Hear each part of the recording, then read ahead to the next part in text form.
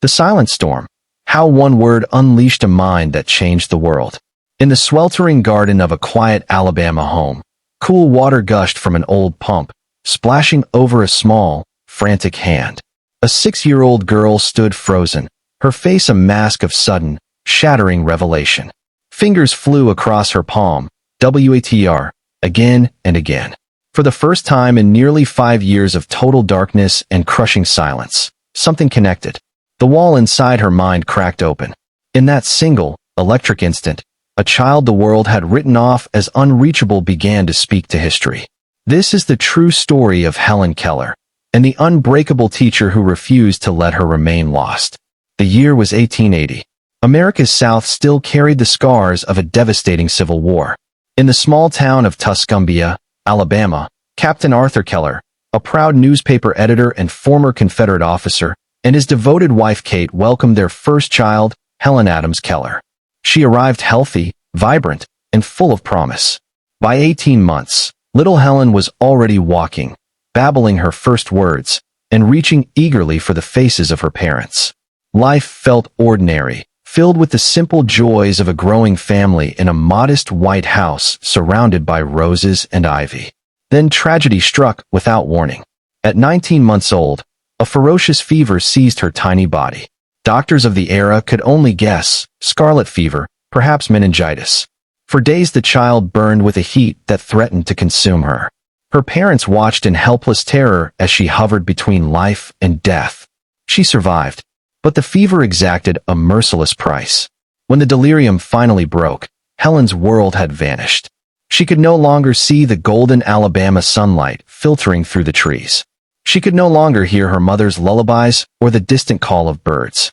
The vibrant little girl who had just begun to explore language was plunged into an abyss of perpetual night and silence. Imagine it, a toddler who had tasted sound and sight suddenly robbed of both. No more colors, no more voices, no way to name the hunger, the fear, or the love she still felt surging inside her. Helen's bright intelligence remained, trapped behind walls no one could breach.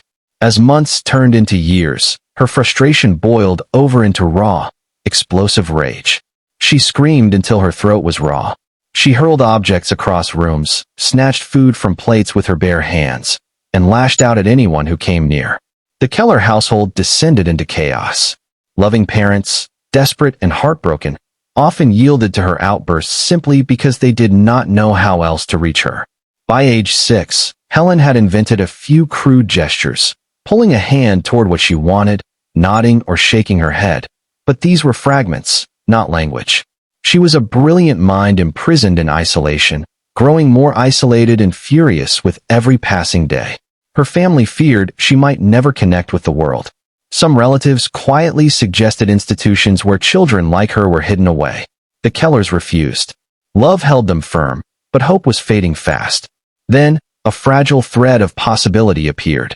Helen's mother read about Laura Bridgman, a deafblind girl in Boston who had been taught to communicate through touch. Around the same time, Captain Keller sought advice from Alexander Graham Bell, the inventor whose own family ties to deafness ran deep. Bell urged them to contact the Perkins Institute for the Blind. A teacher, he said, might be the answer. The family wrote. Weeks later, a reply came. A young woman named Anne Sullivan would travel south. Few could have imagined that this half-blind, fiercely determined 20-year-old from the slums would become the key that turned the lock. On March 3, 1887, Anne Sullivan stepped off the train and into the Keller home. She carried little more than a suitcase and the scars of her own brutal childhood in a poorhouse, loss of her mother, death of her brother, and near-total blindness partially relieved by surgeries. And understood darkness. She understood fighting for every scrap of dignity.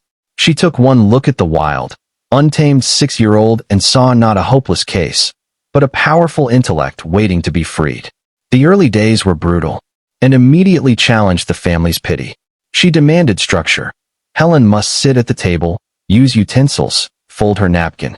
The child rebelled with terrifying fury, slapping, kicking, even knocking out one of Anne's teeth. Meals became battlegrounds. Lessons dissolved into screaming matches. Yet, Anne never yielded. All the while, she spelled words into Helen's hand using the manual alphabet, pressing letter after letter into the girl's palm as they touched objects. Doll, cake, mug. Helen mimicked the motions, but grasped no meaning. The signs felt like empty patterns in a game she didn't care to win. Days stretched into weeks of exhausting stalemate, and began to doubt whether she could break through. Helen remained locked away, her genius simmering beneath layers of rage and confusion. But something in Anne's stubborn will refused to break. She sensed the storm inside Helen was building toward a reckoning. The tension reached a fever pitch, and insisted on isolating Helen somewhat from the family's indulgence, moving with her into a small cottage on the property to enforce discipline without interference. Battles intensified. Helen's tantrums shook the walls. She refused to cooperate, testing every boundary with ferocious cunning, and, battling her own physical pain and emotional exhaustion, held firm. She knew that without language, Helen's brilliant mind would remain a prisoner forever. Without discipline, even language would be useless. Outside their private war, the world continued. The late 19th century was transforming. Industrial growth, new ideas about education and human potential, but for disabled children, prospects remained grim. Many were institutionalized, forgotten, or pitted as burdens, and fought not just Helen's resistance, but the low expectations of an entire era. She spelled relentlessly, names of trees, flowers, household items. Helen copied the finger movements perfectly, yet remained disconnected, as if the world still had no labels. Doubt crept in. Could anyone truly reach a child so profoundly isolated? Had the fever stolen more than sight and sound? Had it severed the very capacity for abstract thought? And pushed on through tears and frustration, drawing on her own history of survival. The teacher and students circled each other like warriors, each refusing to surrender. Everything converged on the morning of April 5, 1887, at the old water pump in the garden, and led Helen outside. She placed one small hand under the spout and began pumping. Cool, refreshing water poured over Helen's fingers. With her other hand, and spelled steadily into the girl's palm, WATR, WATR, over and over as the liquid flowed. Suddenly, Helen stiffened. The mug she held slipped from her grasp and shattered.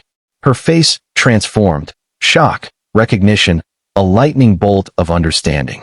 The sensation of flowing water and the letters in her hand fused into one undeniable truth. This thing had a name. Everything had a name.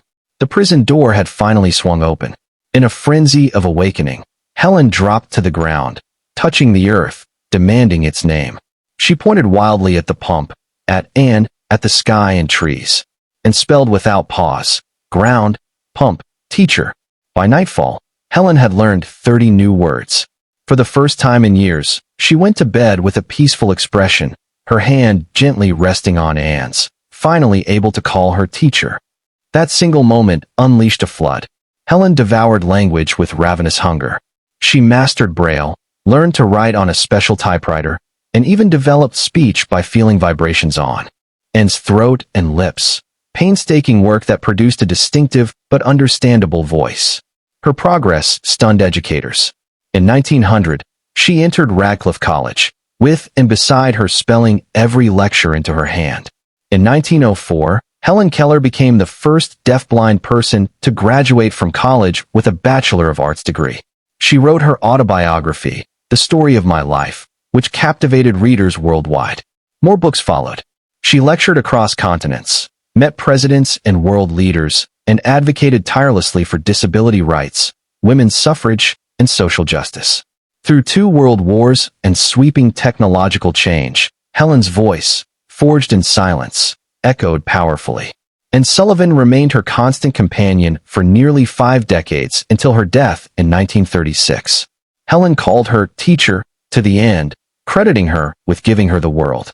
Helen lived until 1968, passing at 87 after a life that spanned from Reconstruction-era America to the space age. She received the Presidential Medal of Freedom and left an indelible mark on how society views human potential. Her legacy endures in schools, foundations, and the millions inspired by her story.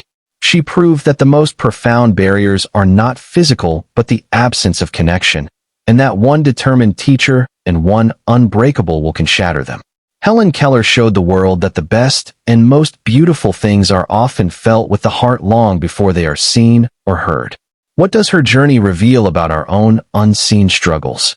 In a world still full of invisible walls, how many minds are waiting for their own water pump moment? Do you think we fully appreciate the teachers and mentors who refuse to give up on us? Share your thoughts in the comments. What part of Helen's awakening resonates with you most deeply, and how can we carry her spirit of perseverance forward today?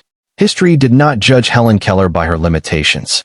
It remembers her by the light she helped create in the darkness. And that light still burns.